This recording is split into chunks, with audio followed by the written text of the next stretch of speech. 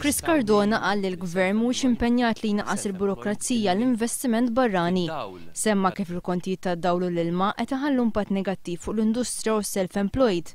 Cardona tkellem dwar ix-xejriet negattivi tal-produzzjoni industrijali f'pajjiżna u qal kif sa issa Smart City ma sarfitx f'dak li kienu qiegħed il-Gvern.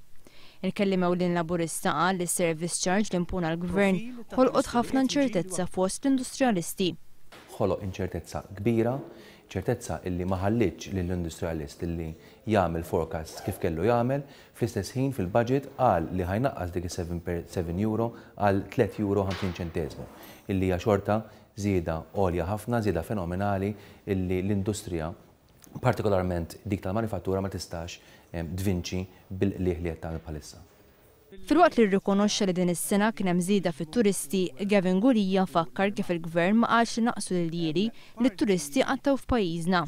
Qal li biex Malta tkejjel kif qed tmur fit-turiżmu trid tqabbel lilha nnifisha ma' destinazzjonijiet oħra Ewropej fil-Mediterran.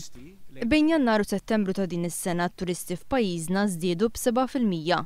Imma l-Organizzazzjoni Dinjija tat-Turiżmu turi li fil-Greċja it-turisti żdiedu b'14%, fil-Portugal b'11%, f'Ispanja b'8% u f'Ċipru b'11%.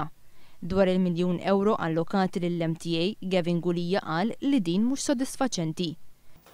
Li ma nafux eżattament fejn ser jonfoqhom dawn il-1,000,000 euro, mod partikolari għaliex in-nefqa f'żewġ aspetti l-aktar importanti li huwa l-iżvilupp tar-rotot kif ukoll ir-reklamar, in-nefqa proġettata għas-sena d-dieħla hija l-istess bħalma kienet din is-sena.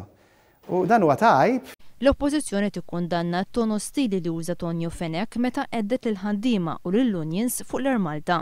L-Oppożizzjoni tgħid li fis-settur tat-turiżmu, speċjalment l-Air Malta, hemm bżonn ta' koordinazzjoni u rieda politika.